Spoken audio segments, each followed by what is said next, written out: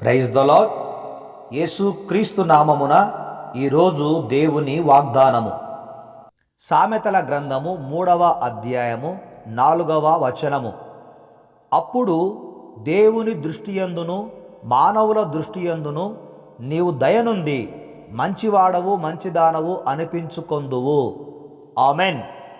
క్రీస్తునందు ప్రియమైన వారలారా, దేవాది దేవుడు యేసు క్రీస్తు నామమున బయలుపరిచిన వాగ్దానము, నీవు దేవుని దృష్టియందును మానవుల దృష్టియందును మంచి సాక్ష్యము కలిగి ఉండెదవు. దేవునికి స్తోత్రం. ఈ వాగ్దానము నీ జీవితములో నెరవేరబోతోంది. అప్పుడు అనే మాట మనం ఇక్కడ జ్ఞాపకం చేసుకున్నప్పుడు క్రీస్తునందు ప్రియమైనటువంటి వారలారా, అప్పుడు అంటే ఎప్పుడు అనేది ఇక్కడ వ్రాయబడి ఉంది. దయను సత్యమును ఎప్పుడూ విడిచిపోనివ్వకుండా దానిని కంఠభూషణముగా ధరించుకున్నప్పుడు, ఆ దయను సత్యమును హృదయమనే పలక మీద వ్రాసుకున్నప్పుడు, దేవుని దృష్టియందు మానవుల దృష్టియందు దయ పొంది మంచివాడు మంచి స్త్రీ అనే సాక్ష్యము కలిగి ఉంటావు అని దేవాది దేవుడు ఈ వాగ్దానం చేశాడు. ఇది కేవలము యేసు ప్రభువును నమ్మిన వారికి మాత్రమే సాధ్యమవుతోంది. ఏది? దయ సత్యము అనేది ఎప్పుడూ దేవుని నమ్మిన బిడ్డలు వారి కంఠభూషణముగా దాన్ని ధరించుకొని వారి హృదయమనే పలక మీద వ్రాసుకుంటారు. ఎందుకంటే ఆ దేవుని ప్రేమ అంత గొప్పది. ఆ యేసయ్య చూపిన ప్రేమను పొందిన బిడ్డలు ఆ దయను సత్యమును కలిగి ఉంటారు.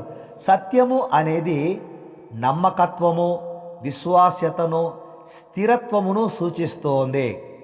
కనుక అటువంటి ఆ దయను సత్యమును అనుసరించువారు పొందు ప్రయోజనమును గురించి 3వ అధ్యాయము 4వ వచనములో తెలుపబడింది. క్రీస్తునందు ప్రియమైన వారలారా, ఈ దయా సత్యము అనేటటువంటి మాటలు మనం గమనించినప్పుడు ఇది నిబంధన ప్రేమను జ్ఞాపకం చేస్తుంది. నిబంధన అంటే ఏంటి? నీవు దయను సత్యమును ఎప్పుడూ నీ యొద్ద నుంచి పోనివ్వకుండా దానిని నీ కంఠభూషణముగా ధరించుకొని హృదయమనే పలక మీద వ్రాసుకున్నావు గనక నీవు నా దృష్టిలోనూ అటు మానవుల దృష్టిలోనూ దయనుంది మంచివాడవు మంచిదానవు అనిపించుకొందువు అని దేవుడు నేటి దినము నీకు వాగ్దానం చేస్తున్నాడు. లోకములో జీవించేవారు, లోకానుసారంగా జీవించేవారు, లోకమును ఆరాధించే వారికి దయ ఉండదు. వారికి సత్యం అంటే తెలియదు. దయ దేవుని యొద్ద నుంచి కలుగుతుంది. అది దేవుని బిడ్డలకు మాత్రమే పొందే అధికారము ఉంది. రెండవదిగా సత్యము అంటే యేసు ప్రభువు మాత్రమే.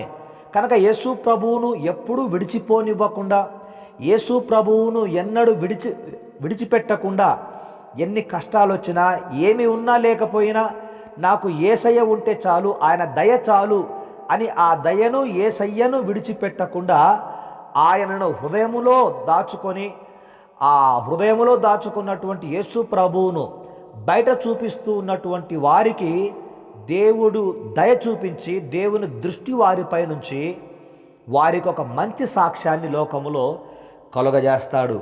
కనుక దేవాది దేవుడు ఈ దినము నీకు బయలుపరిచిన వాగ్దానము, నీవు దేవుని దృష్టి యందును మనుషుల దృష్టి యందును మంచి సాక్ష్యము కలిగి ఉండెదవు. యేసుక్రీస్తు బాల్య దశలో ఉన్నప్పుడు మనుషుల దయలో దేవుని దయలో వర్ధిల్లాడు.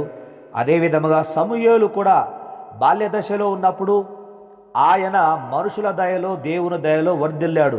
కనుక నేటి దినము ఈ వాగ్దానము నీకు ఇవ్వడములో దేవుని ఉద్దేశం ఏమిటంటే, నీవు దేవుని దృష్టి యందు దేవుని దయయందు, మనుషుల దృష్టి యందు మనుషుల దయయందు మంచి సాక్ష్యము కలిగి వర్ధిల్లాలి అన్నది దేవుని చిత్తమై ఉంది గనక ఈ దినము యేసునామమున ఈ వాగ్దానము నీకు బయలుపరచబడి ఉంది.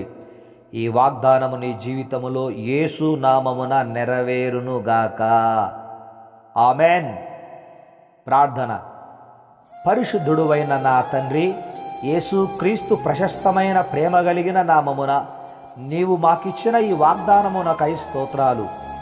దేవుని దృష్టియందు మనుషుల దృష్టియందు మంచి సాక్ష్యము కలిగి ఉండెదవని మీ ప్రియ బిడ్డలకు మీరు బయలుపరిచిన వాగ్దానము వారిని ఎంతగానో ఆత్మీయతలో బలపరిచి మీకు ఇంకా సమీపముగా ఉంచి మీ కృపలో వారిని వర్ధిల్ల చేస్తోంది.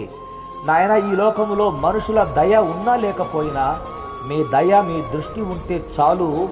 మనుషులు కూడా దృష్టించినప్పుడు వారి దయను పొందుకునే భాగ్యమును కలుగజేస్తుంది ఈ వాగ్దానము. కనుక ఇంత గొప్ప వాగ్దానము నేటి దినము అనగా ఈ 3వ మాసము నాయన 6వ దినమందు మీరు బయలుపరిచిన ఈ వాగ్దానమునకై మీకు కృతజ్ఞతలు చెల్లిస్తూ ఈ వాగ్దానమును నెరవేర్చి మీరు మహిమను పొందుతున్నందుకు యేసు నామమున మీకు కృతజ్ఞతలు చెల్లించి ప్రార్థిస్తున్నాము తండ్రి. ఆమెన్. పరమ తండ్రి అయిన దేవుని ప్రేమ, పరమ ప్రభు అయిన యేసయ్య కృప, పరిశుద్ధాత్ముని యొక్క అన్యోన్య సహవాసము, ఆయన దయ ఇప్పుడు ఎల్లప్పుడు సదా నీకు, నీ కుటుంబానికి, నీ బిడ్డలకు తోడై ఉండి నడిపించును గాక. Amen. Amen. May God bless you all.